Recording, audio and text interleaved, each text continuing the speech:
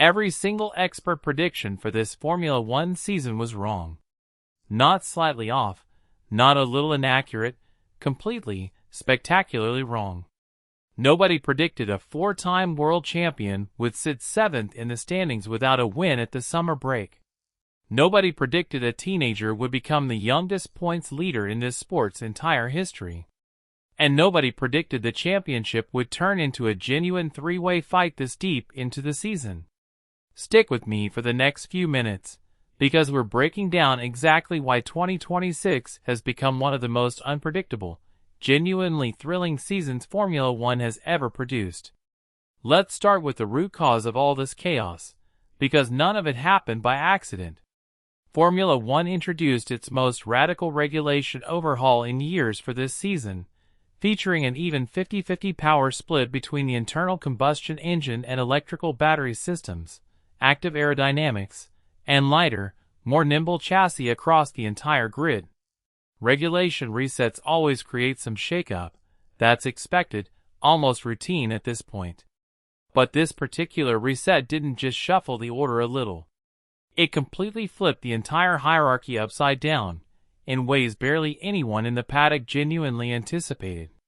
Mercedes, a team that hadn't seriously challenged for a championship in several years, came storming out of the gate and won the opening 6 Grands Prix in a row, seizing total control of both championships before most fans had even fully processed the new season had started.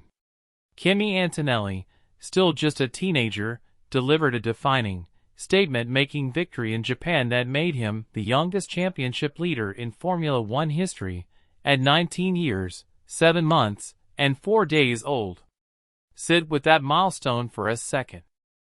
That record includes legendary names like Verstappen, Hamilton, and Vettel somewhere in its history, and a teenager just quietly rewrote it in only his second full season on the grid.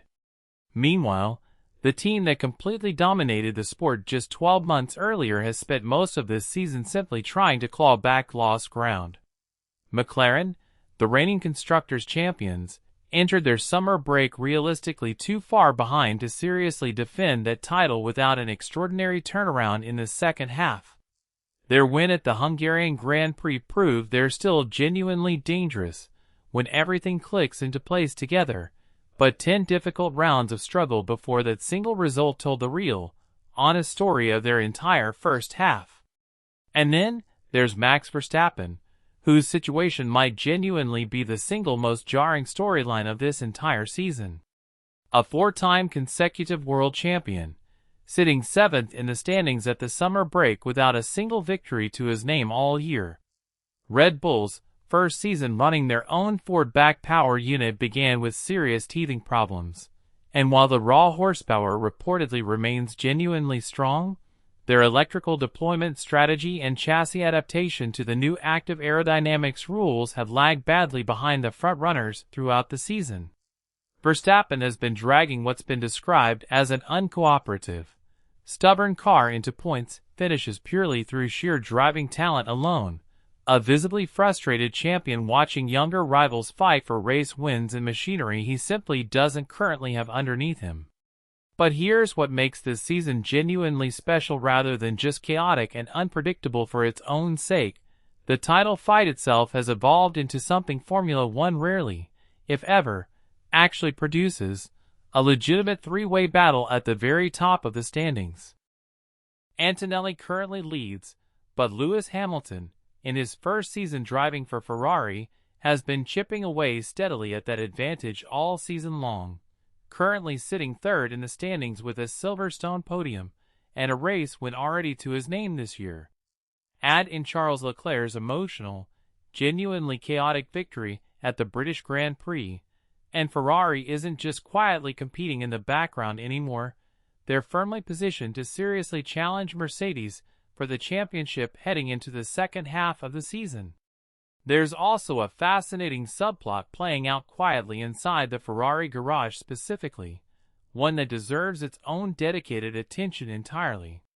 Hamilton, who was thoroughly beaten by Leclerc in last year's teammate head-to-head battle, looks genuinely back to his absolute best this year, currently sitting ahead of Leclerc in their own internal comparison at the summer break.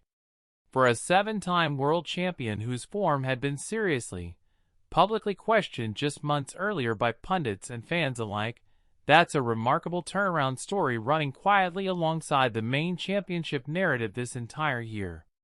Even the fight for positions further down the grid has produced genuine, compelling drama in its own right.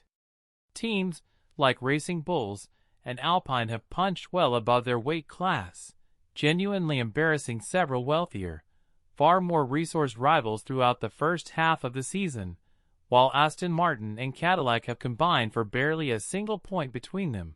A stark, sobering reminder of just how unforgiving this new regulatory era has been for teams that didn't adapt quickly enough right from the very start of the year. So what makes all of this genuinely add up to potentially the greatest, most unpredictable season in this sport's long history? It's the sheer combination of chaos at the very top, a rookie leading the entire championship, a 4-time champion sitting outside the top 6 entirely, reigning champions fighting just to stay relevant in their own title defense, all layered directly on top of a real 3-way title fight that's still mathematically and competitively alive heading into the back half of the season.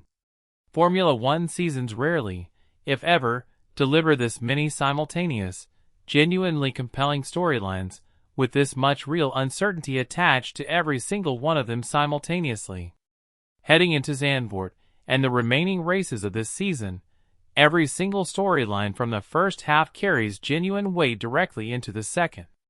Does Antonelli's remarkable rookie composure hold up under the mounting pressure of a real, sustained championship fight? Does Hamilton complete one of the most remarkable late-career resurgences this sport has ever genuinely witnessed?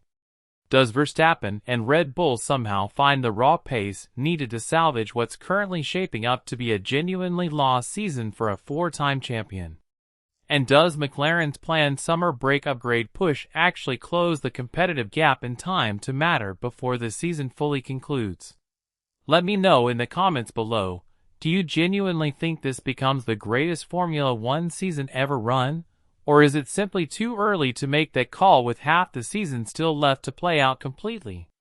Subscribe for more content exactly like this, because if the first half of this season was already this unpredictable, the second half might end up being even wilder than anyone currently expects heading in.